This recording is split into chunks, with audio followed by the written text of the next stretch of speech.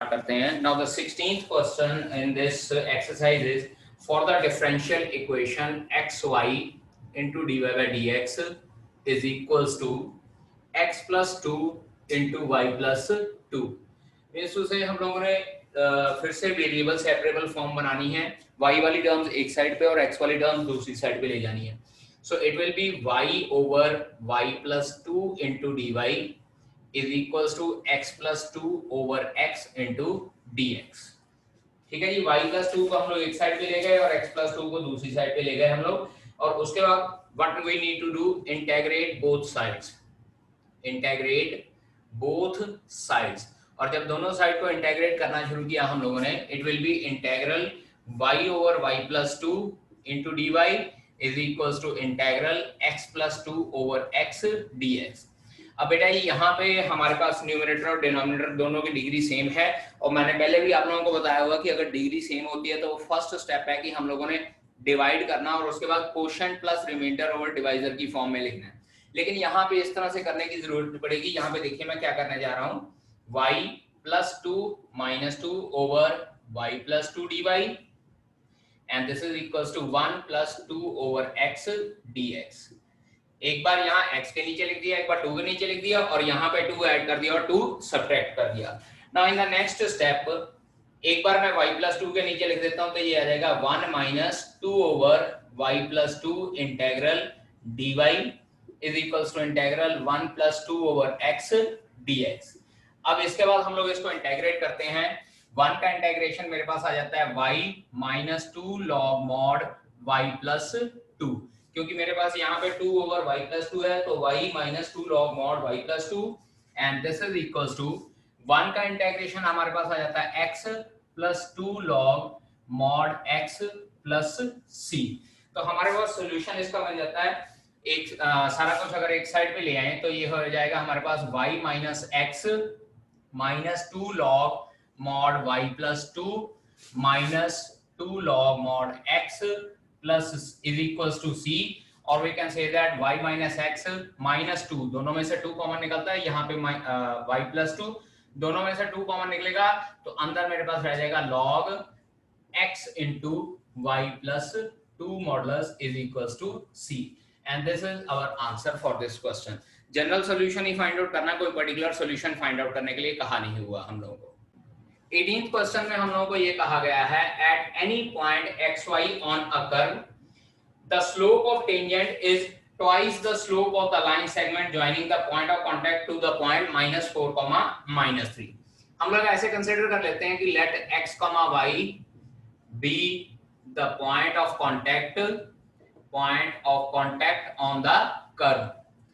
Point of contact on the curve and capital A -4, -3 is any other point.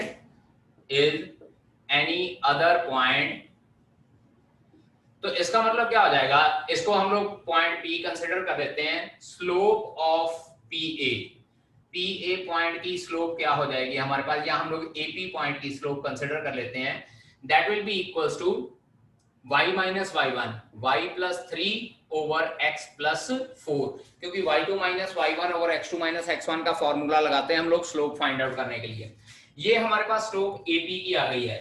Now it is given that the slope of the tangent is twice the slope of the line segment joining the point. अब slope of the tangent we know that slope of tangent is given by slope of tangent is given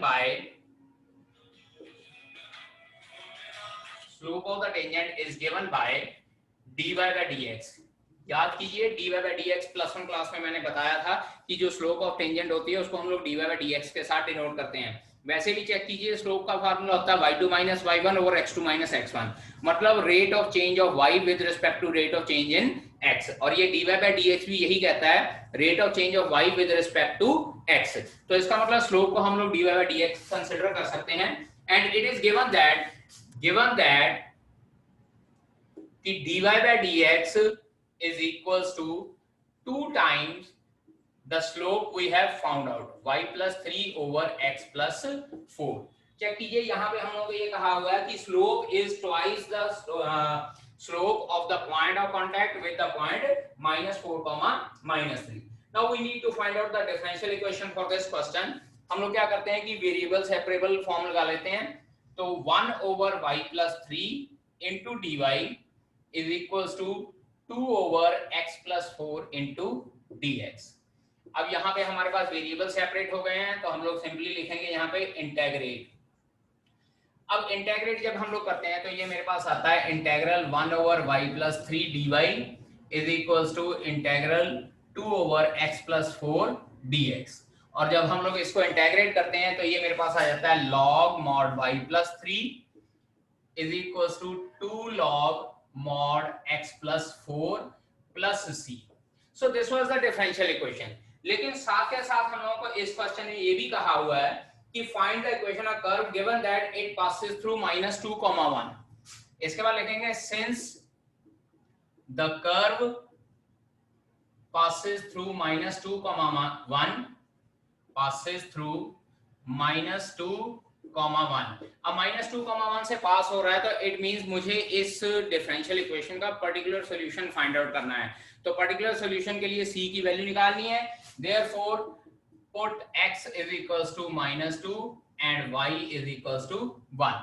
तो यहाँ पे हमारे पास क्या आ जाएगा log 1 + 3 modulus is equals to 2 log mod -2 + 4 plus c.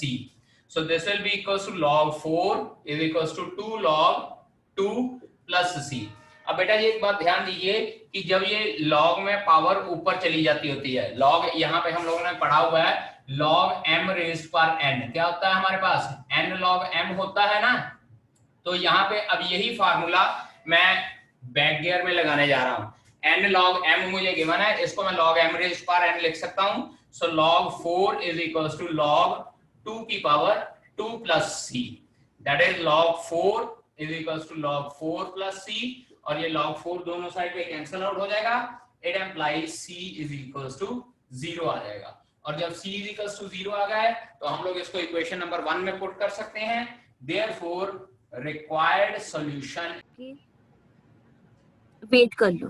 It is given to us that the volume of spherical balloon being inflated changes at a constant rate. If initially its radius is 3 unit and after 3 seconds it is 6 unit, find the radius of balloon after t units. ठीक है. तो हम लोग क्या consider करते हैं, let the radius of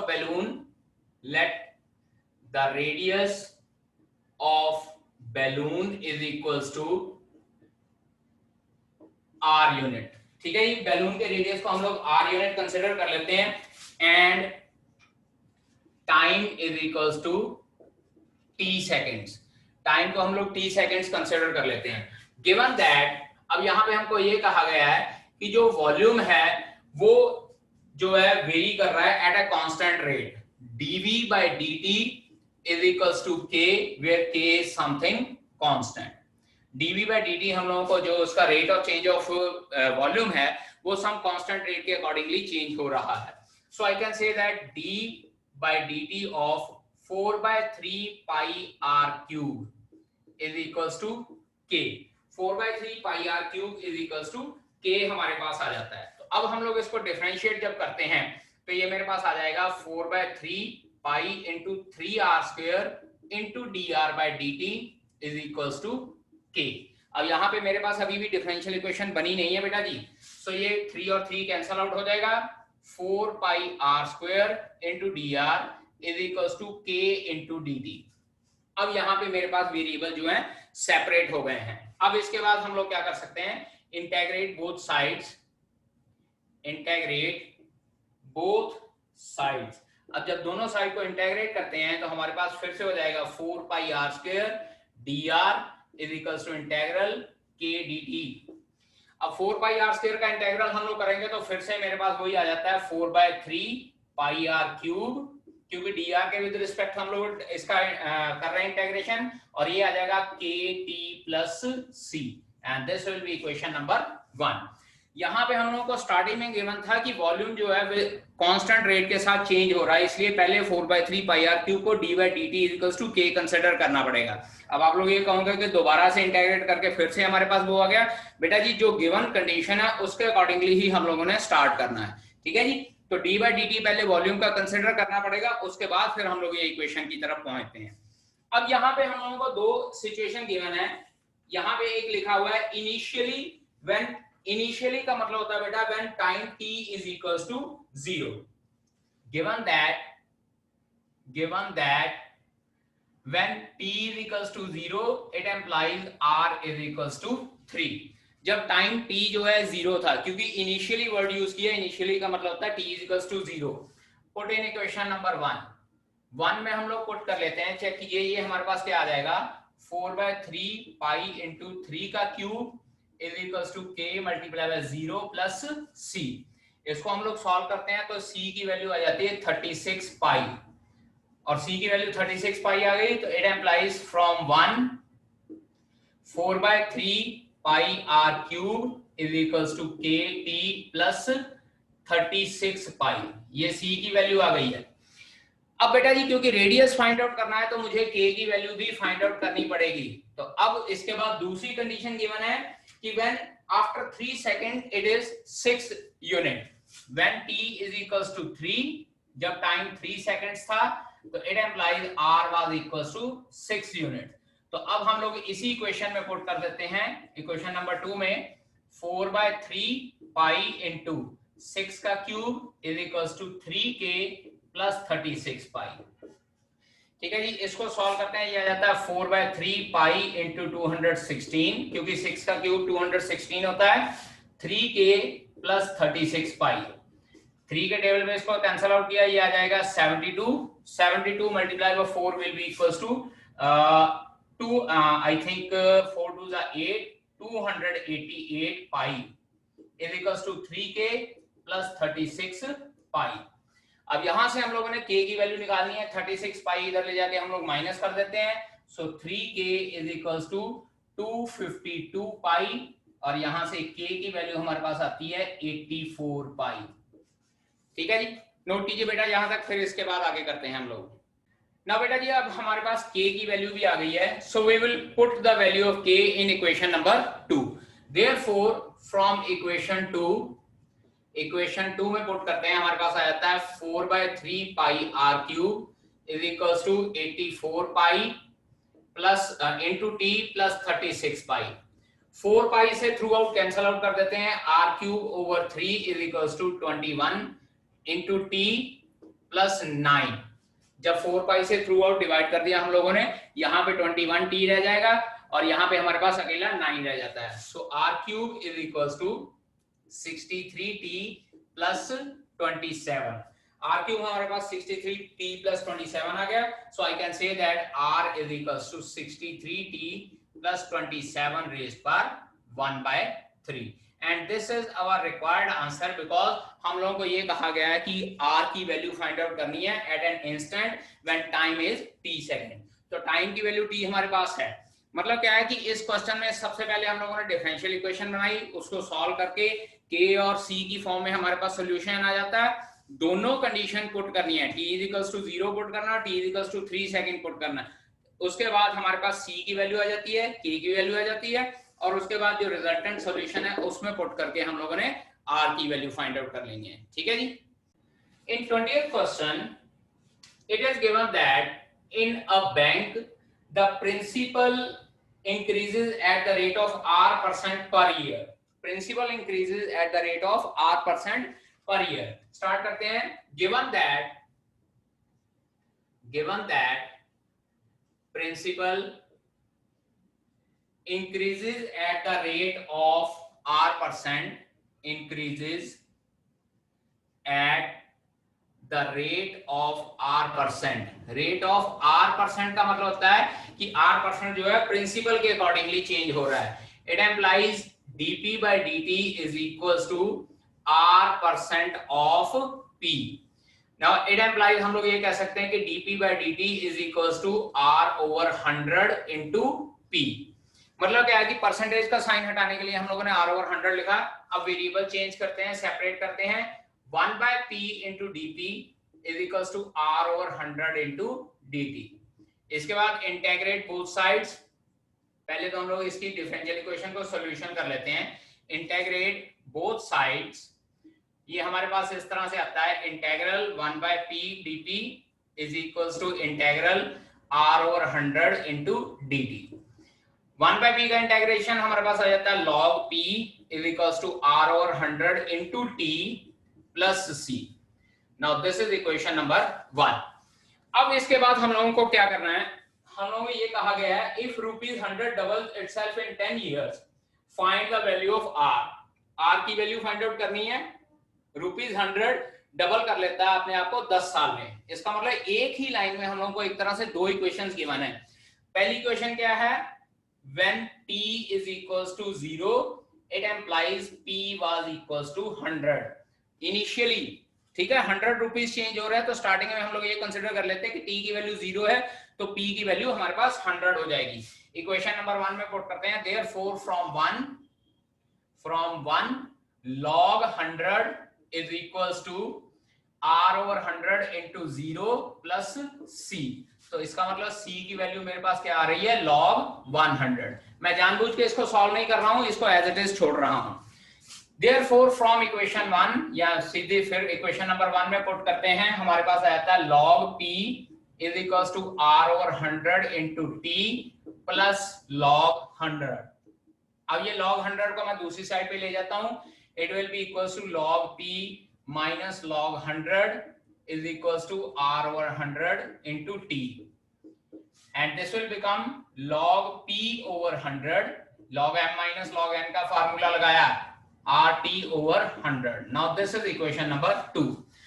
अब साथ में उसी लाइन में हम लोगों को कहा था कि rupees 100 doubles itself in 10 year when t is equals to 10 it implies p will be equals to 200। क्योंकि स्टार्टिंग में हमारे पास 100 रुपीज था वैल्यू p की, तो अब 10 साल के बाद p की वैल्यू कितनी है, 200।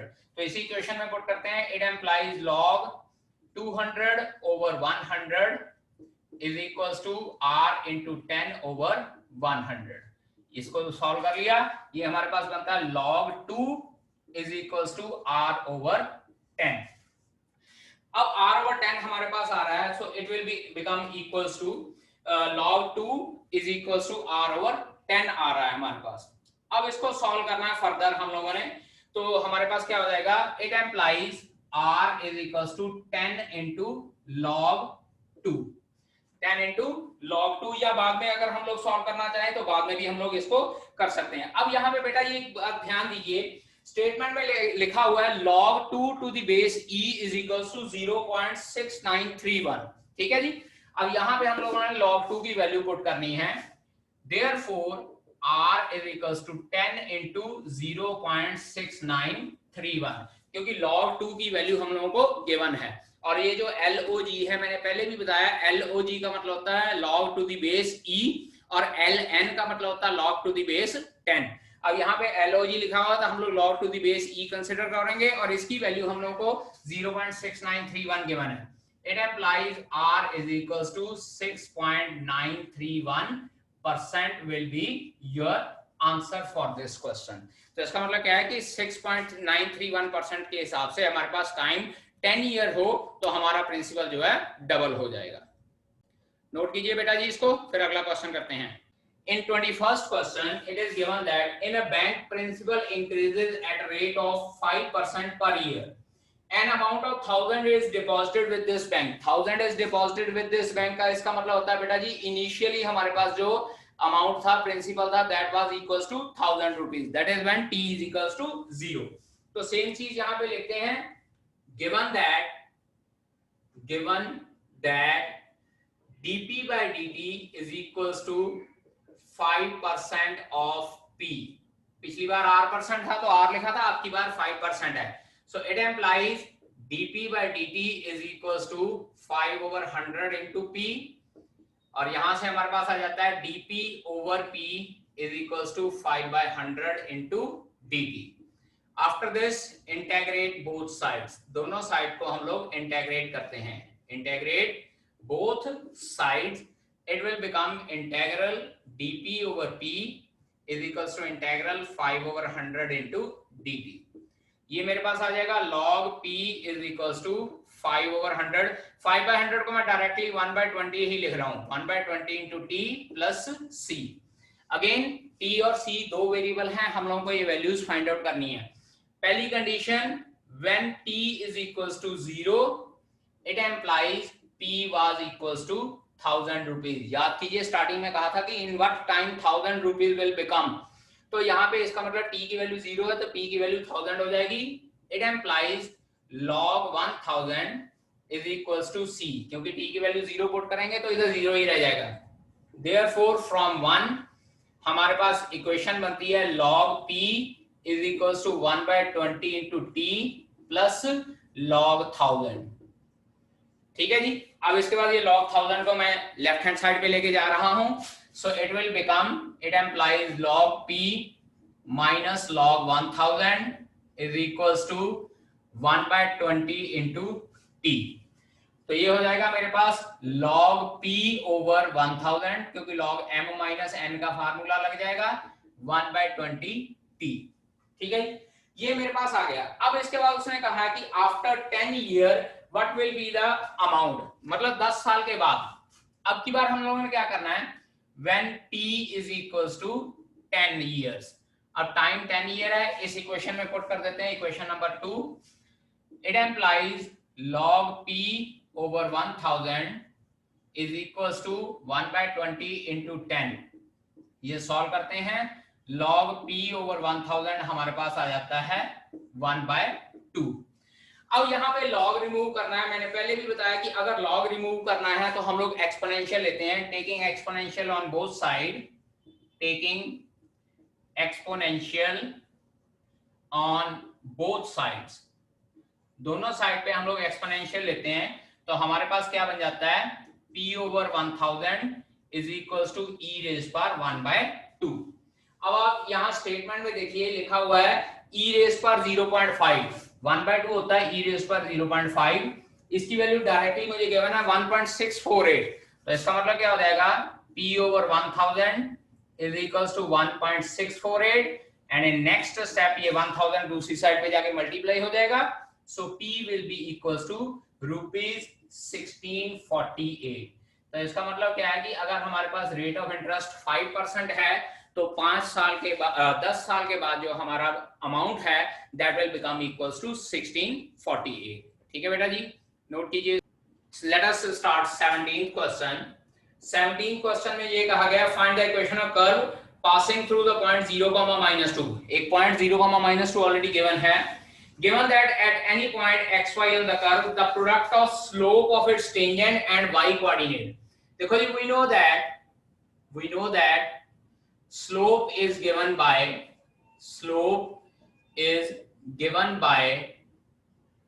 dy by dx. slope हम लोग dy by dx के साथ डिनोट करते हैं, rate of change of y with respect to x.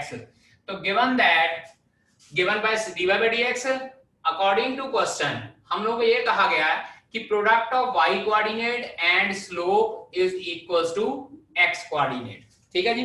अब इसको सॉल्व करते हैं तो ये हमारे पास आ जाता है y dy is equals to x dx. दोनों साइड पे वेरिएबल सेपरेट हम लोग कर लेते हैं. y dy is equals to x dx. Integrate करते हैं, इसके बाद integrate it will be equals to integral y dy is equals to integral x dx. y का इंटीग्रल हो जाएगा y स्क्वायर अपॉन 2 और x का integration x square upon 2 plus c.